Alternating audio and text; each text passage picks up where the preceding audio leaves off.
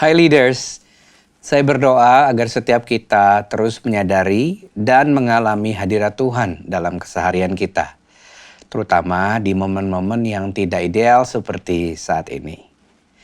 Terus hidupi bahwa iman percaya, pengharapan, dan damai sejahtera Tuhan yang ada dalam kita itu jauh lebih berkuasa daripada kesukaran yang ada di sekeliling kita.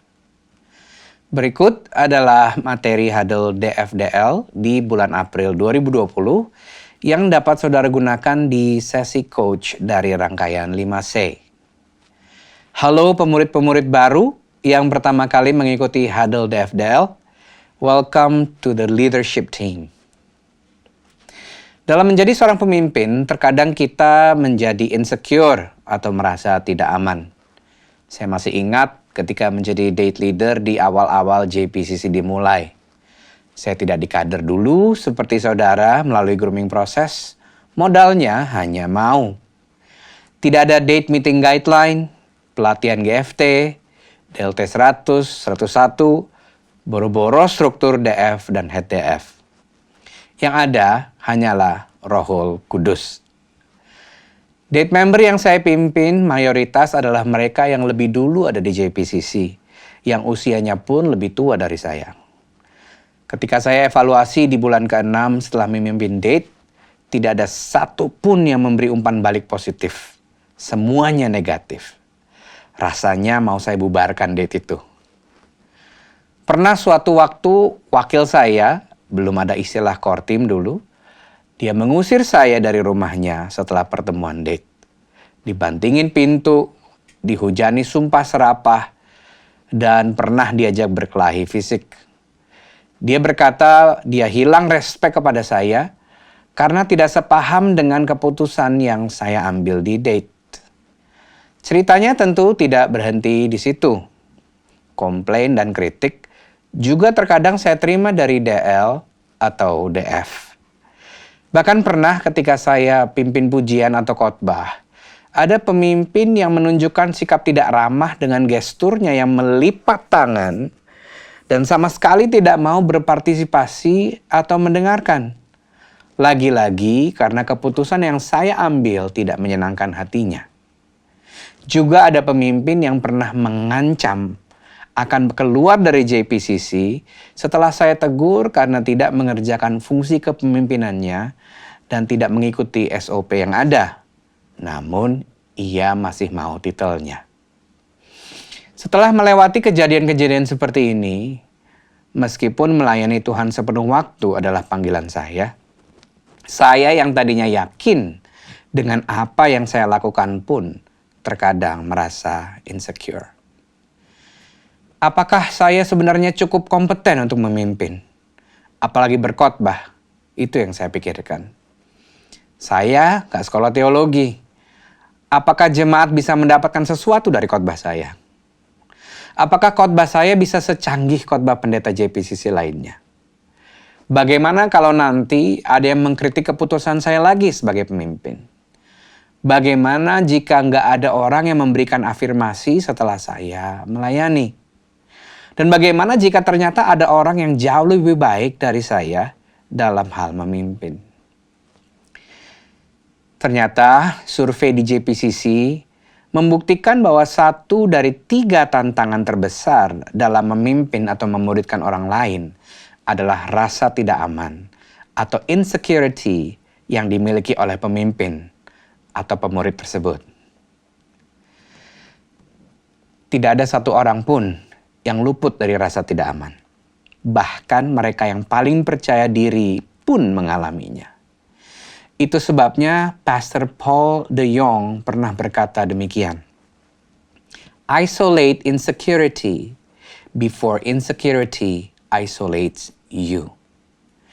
Pisahkan diri dari rasa tidak aman sebelum rasa tidak aman itu yang memisahkan kita dari hal-hal yang Tuhan ingin lakukan di dalam dan melalui kita. Oleh karena itu, judul Huddle DFDL kali ini adalah Isolating Insecurity. Rasa tidak aman membawa beberapa dampak negatif. Yang pertama, Rasa tidak aman membuat kita meragukan potensi dan panggilan Tuhan dalam diri kita. Berhasil bukan artinya tidak pernah gagal, karena kegagalan dan keberhasilan kita tidak perlu mendefinisikan identitas diri kita. Ada satu cerita dalam Alkitab bahwa setelah Nabi Elia dipakai Tuhan secara luar biasa, ia lalu dikejar untuk dibunuh oleh Ratu Jezebel. Elia takut, lari supaya tidak dibunuh. Ia depresi, merasa ditinggalkan, dan ingin mati. Yang kedua, rasa tidak aman membuat kita membanding-bandingkan diri. Padahal pembandingan hanya akan mencuri sukacita dan membuat kita melakukan pembuktian diri. Mencuri sukacita sehingga kita selalu merasa kurang ini dan kurang itu. Dan merasa orang lain lebih baik dari kita. Orang yang tidak yakin dengan identitas dirinya akan selalu berusaha untuk membuktikan sesuatu dengan cara apapun. Yang ketiga, rasa tidak aman akan membuat kita sadar diri melebihi sadar akan Tuhan. Sadar diri berfokus pada masalah dan keterbatasan. Sedangkan sadar akan Tuhan berfokus pada solusi dan kemampuan Tuhan bagi kita. Itu sebabnya orang yang insecure akhirnya hanya berfokus kepada hal-hal yang aman dan nyaman untuk dirinya. Sehingga sulit untuk kuasa Tuhan bekerja di dalam dan melalui dirinya. Nah, pertanyaannya sekarang, bagaimana cara kita mengisolasi rasa tidak aman supaya rasa tidak aman itu tidak memisahkan dan menjauhkan kita dari hal-hal yang Tuhan ingin lakukan di dalam dan melalui kita? Ada 3 langkah. Yang pertama, sadari identitas diri. Sadari identitas diri. Kita perlu senantiasa sadar dan yakin akan siapa kita. Sehingga akan lebih mudah untuk kita menerima diri sendiri. Ketika saudara dan saya bisa menerima diri kita sendiri apa adanya, kita memperkecil kemungkinan untuk menjadi insecure. Efesus 2 ayat 10 katakan demikian, karena kita ini buatan Allah, diciptakan dalam Kristus Yesus untuk melakukan pekerjaan baik yang dipersiapkan Allah sebelumnya. Ia mau supaya kita hidup di dalamnya.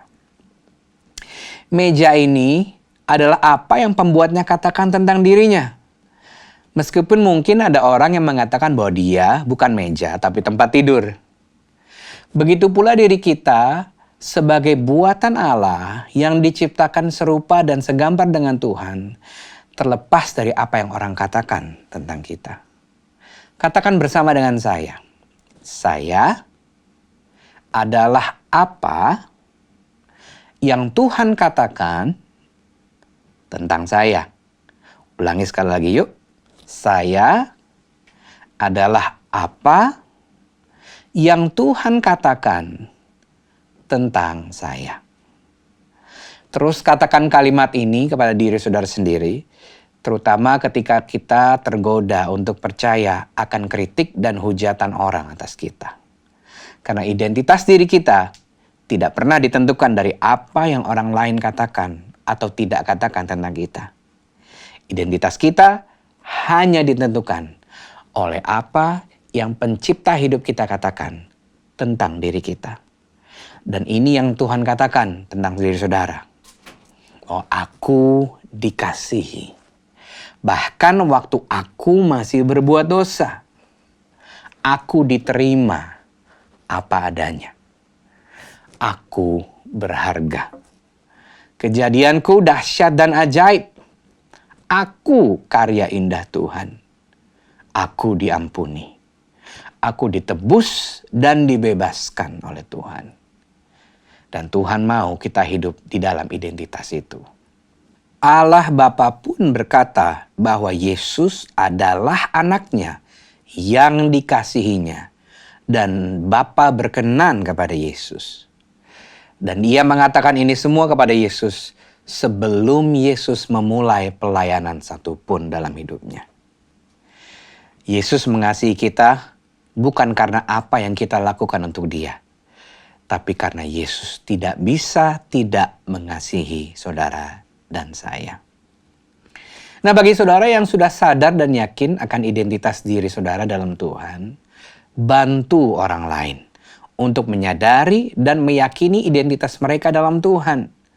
Gunakan berbagai macam kesempatan untuk memberikan afirmasi dan mengingatkan mereka, baik secara lisan maupun tulisan.